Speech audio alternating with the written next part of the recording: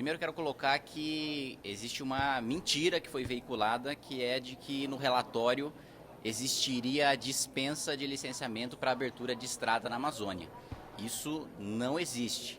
O relatório, aliás, prevê o processo mais rigoroso possível para abertura de estrada, passando pelo processo trifásico, licença prévia, licença de instalação, licença de operação, apresentando estudo de impacto ambiental, relatório de impacto ambiental, escutando todos os órgãos intervenientes, escutando o IFAM, escutando a FUNAI, escutando o ICMBio, escutando a Palmares.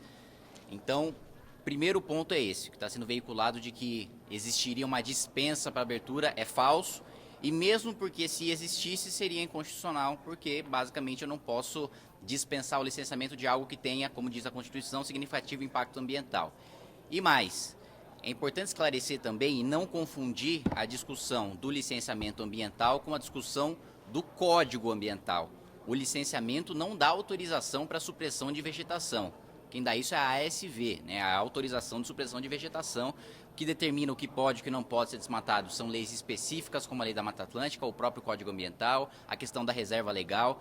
Desse ponto, o licenciamento ambiental não trata. O licenciamento ambiental é muito mais sobre processo do que sobre mérito, do que sobre conteúdo.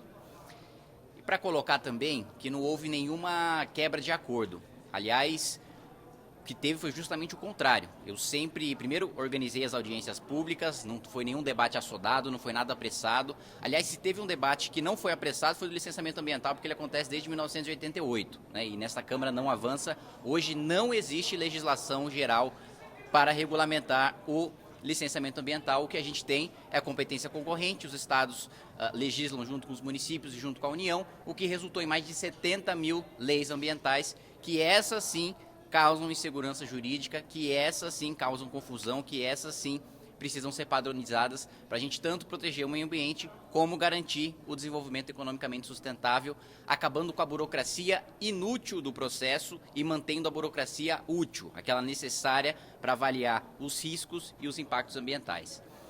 Dito isso, né, existe também uma reclamação em relação à participação pública, né? Um dos principais pontos da nota que foi divulgada é de que apenas aqueles cidadãos que estão na área de influência direta do empreendimento vão ser escutados.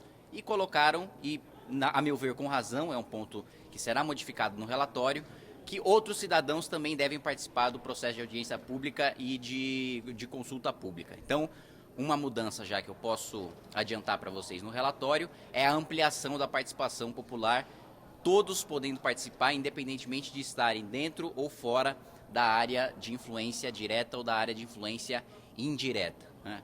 O outro ponto também que deve ser acatado é a questão da Fundação Palmares, das terras quilombolas de povos tradicionais, que realmente no texto, aliás, foi publicado ontem ou anteontem o acórdão do Supremo Tribunal Federal, do julgamento do Código Ambiental, e realmente se consolidou o entendimento de que basta ter o RTID para já se considerar uma terra quilombola. Então, essa modificação estará no relatório também.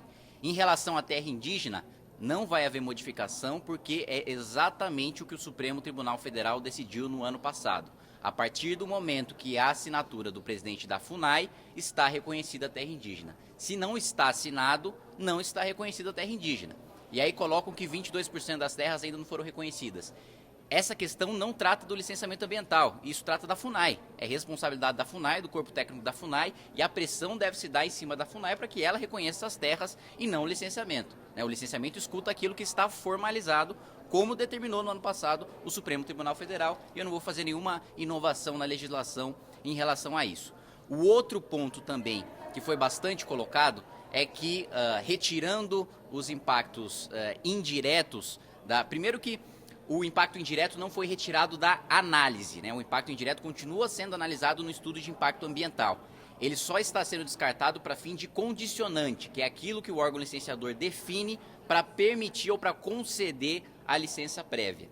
E por que eu decidi tomar essa decisão? Escutando na audiência pública, aliás, agenda extensa de audiência pública, escutando todos os setores da sociedade, escutando o setor produtivo, escutando os órgãos licenciadores, escutando ONGs ambientalistas, escutando diversos setores, professores especialistas.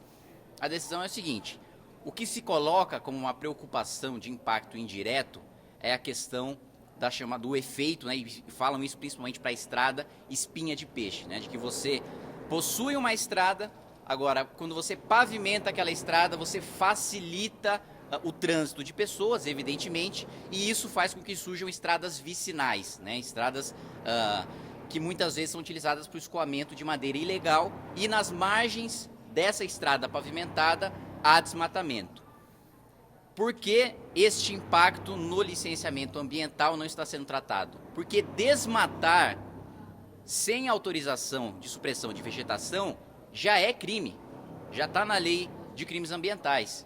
Abrir estrada vicinal sem licenciamento ambiental já é crime.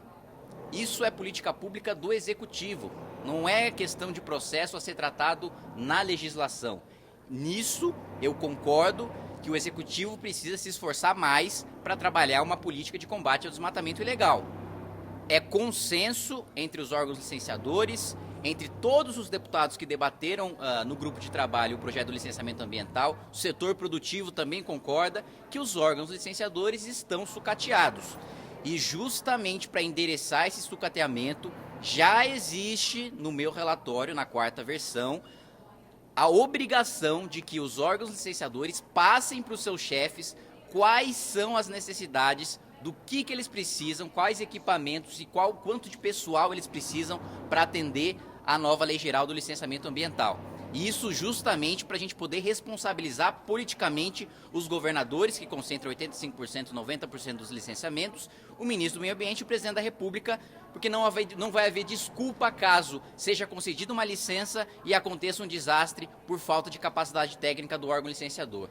Todo governador, o presidente da República, todo secretário de Meio Ambiente, o ministro do Meio Ambiente, todos vão saber as deficiências dos seus respectivos órgãos. Se houver falha na concessão do licenciamento, é uma falha do Poder Executivo que nós, enquanto parlamento, estamos endereçando, criando a obrigação de que os servidores e de que os responsáveis pelos órgãos licenciadores reportem aos seus superiores quais são as necessidades do órgão licenciador.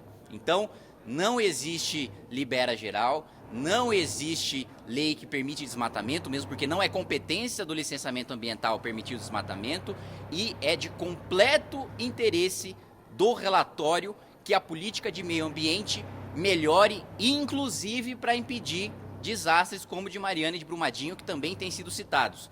É mentira que o licenciamento de atividades como o de Mariana e de Brumadinho, de barragens de rejeitos, seria feito pela licença de adesão e compromisso. Esse tipo de licenciamento, na lei geral, está sendo determinado pelo processo de EIA-RIMA. Apresenta-se o estudo de impacto ambiental, licença prévia, licença de instalação e licença de operação.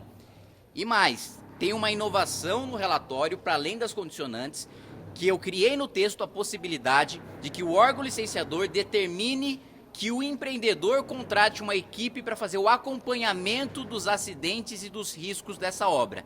Então, é justamente para impedir que novos casos como esse aconteçam.